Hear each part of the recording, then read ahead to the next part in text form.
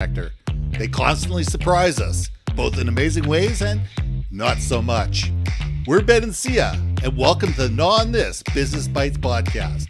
This show is all about real-life things we all deal with every day, how they relate to business, and how to make some sense out of our daily chaos.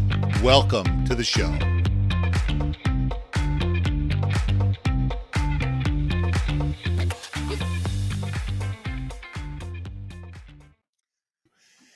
And welcome back to another episode of Gnaw on This Business Bytes. I'm Ben. This is Syya.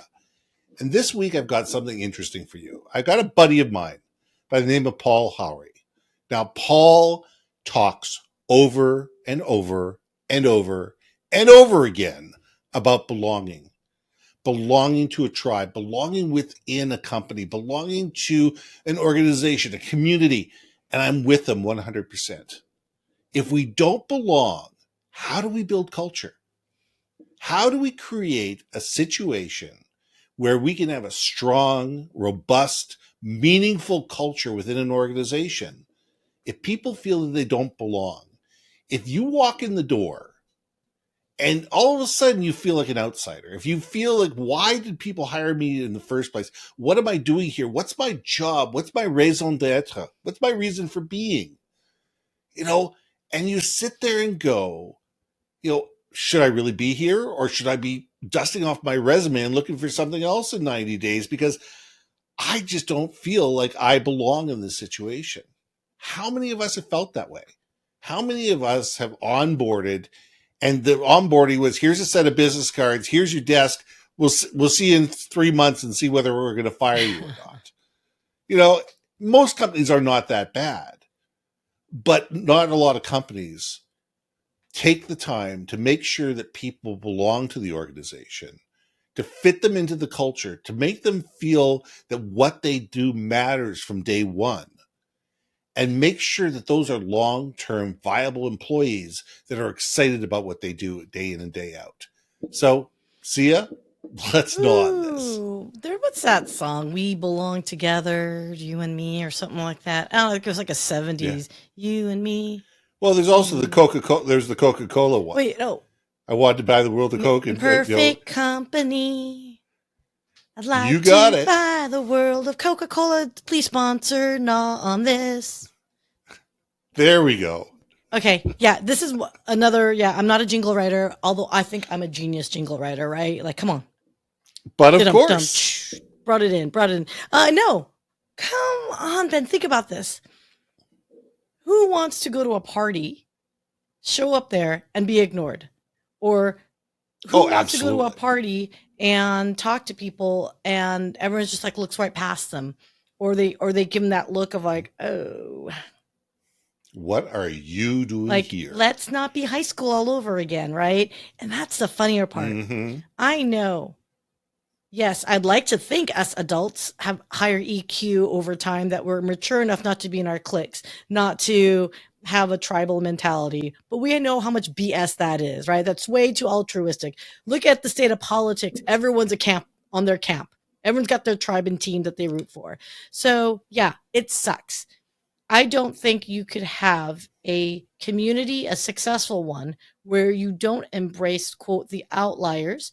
Sure, there's going to be inner circle of everything in life. You're just going to vibe more with certain individuals. But it doesn't mean it's at the exclusivity of everybody else, right? And a good company knows how to develop a culture that is embracing, all-encompassing, and it doesn't have to be cliquey. And it doesn't have to be a cult. No, it's true. I mean, how many of these companies have these bowling leagues? And you got half a dozen people that just hate bowling. And they feel that they have to show up, because if they don't show up, no one's going to like them. No one's going to talk to them at coffee. They're going to feel like outsiders. They're not going to be the ones who are going to get the choice positions, whatever, because the senior vice president is a bowling nut or a golf nut or whatever type of nut. And, you feel like, oh my God, either I, do something that I absolutely hate and spend the time doing things that I'd rather not do, or it's political suicide within the company. We need to sit there and realize that not every single person aspires to do the same thing, and that has to be Oh my okay. God, you just reminded me, and it was actually a fellow podcaster. I don't want to get him in trouble, but I will say he's out of El Paso. Mad props to you. But yeah, he literally had posted, cool guy, nice guy, really chill guy, laid back. But there was a Yeah. company outing that was decided on by two people in a group, and they decided everyone's going to go bocce ball. I guess I think it was, or no, not bocce ball, Whatever. not bocce Yeah. ball. It was one of those like you climb ropes and you walk around ropes. Oh, okay. So the ropes Yeah. course type Yeah, things. yeah, You right. got it. Yeah. Well, that's Yeah. fine. And like most people were like, okay, fine. But I think he and another person had just suffered like an accident. So ain't no way their body is climbing up these ropes and whatnot. And zip lining was part of the mix as well. And that one person had a fear of heights. So it was just a very interesting. I mean, I was watching it like, I mean, it was literally played out on social media on Facebook. He was like doing real time updates of like, oh, and here's the latest saga of like how the BS we're working through it. Well, he's like, he actually asked the opinion. He's like, should I go to HR? Is this an issue? Like, can we opt out of it? And apparently the management was like, no, this is something that's a group. You must do it. It's a group event. It's a team building exercise. And it's a like, team building you exercise. want me to break my back again? Like, come on, people. And then they're like, well, can you go to the doctors and get a note? And he's like, are you effing kidding me?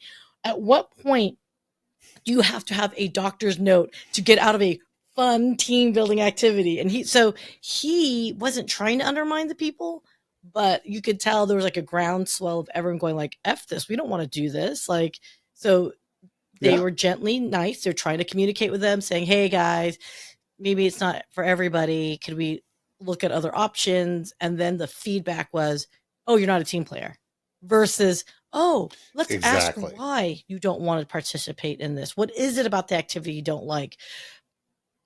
How can we help you? How about, are you okay? Like, Yeah. So yeah, that was. Well, it's also the fact that two people within the company thought this was going to be a blast and just assumed everybody else would be great with it. Instead of sitting there going, you know what, we're going to go to this thing and we're going to have three options. And say, you know what, we're going to have three options. You may still have an outlier, but if you have three options within a team building exercise, some people will take the river rapid trip and some people will take the bocce tournament. And, and that's okay. And allow people to feel like they belong and they're comfortable and they can do what they can do within an environment without being embarrassed, without being, sidelined, without feeling that they have to provide a doctor's note not to be there. Yeah. And I think that it's just really silly that we put people into these positions and assume that everybody loves what we love. Everybody wants to do what we want to do. So, if I may make a comment, I know you may. I'm the kind of person that would have been those two individuals saying, ziplining is fun. Let's go, everyone. So I know I'd be one of those types of people not really considering all options, right? I just know what's fun for me. And I think it's okay to be that person too. It's okay to be the rah-rah, right? But we do have to slow down a little bit. We do have to take into consideration that, okay, maybe someone has that fear of heights. Ziplining probably is going to give them some, and then maybe trigger if they have like, some kind of real issue with it. So I guess, let me ask you this. Have you experienced like an example, very specific example where you're just like, theoretically great idea, you guys, execution with a shit show? I unfortunately have more, examples of this than I care to imagine, but, you got to a point where, I used to belong to a company where we had a golf tournament every year. It was staff and it was, suppliers. And certain people took this way too seriously. And certain people, this is the only time a year that they play golf. And the people that were taking this seriously were going, well, I don't want so-and-so on my team. Well, I don't want to be, and you get that the whole time. And, so I used to go with the teams of the people that were never serious because I'm sitting there going, okay, fine, whatever. If we come in last, we'll get the booby prize. It's awesome. But you sit there and you got to make it fun for the people and putting them on a 7,000 yard course when they hit a ball once a year doesn't make a lot of sense. Maybe you want to pick a short little course. It's a par 3 or something like that, where they can at least sit there and say, okay, it's not going to take them 15 strokes to get down a par 5 course, or just say, hey, listen, you hit it 3 times, pick it up. Don't worry about it. Or Ben, you're going to carry this team, and Ben, you can hit 21 shots if you want to. We don't really care, to be able to get everybody down the fairway. You got to find a way to make it fun for everybody. And there are people within our company, and my partner was one of them, who was just way too competitive and used to, stack the teams to make sure his team won every year. I mean, look, okay, there's team building and I guess it depends on the purposes, right? Yes, when you add an element of competition, it just, there's more skin in the game, right?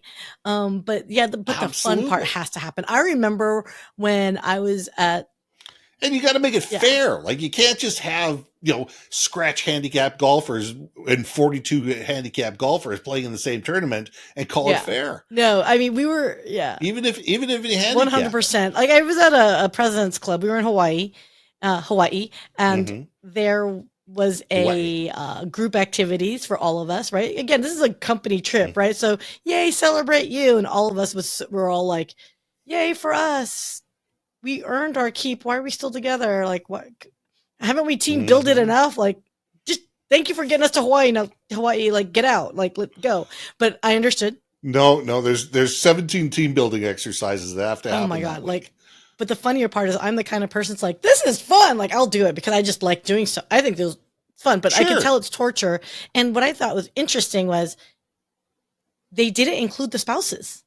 And I'm sitting there going, right. Wait a second, you guys. Like, you should include the spouses because you know what? The spouses, they're the unsung heroes of so many high-performing people. Is if you didn't have a really great partner to help you through all your successes and stresses, like, let them celebrate in the team building fun as well, right? But anyway, but they did do one event where they did include the spouse once, and I'm like, out of that, like 17, I'm like, one, really? You're gonna? Well, at least they put the spouses on the plane. A lot of companies don't even put the spouses on the plane. That's fine. Don't give them that.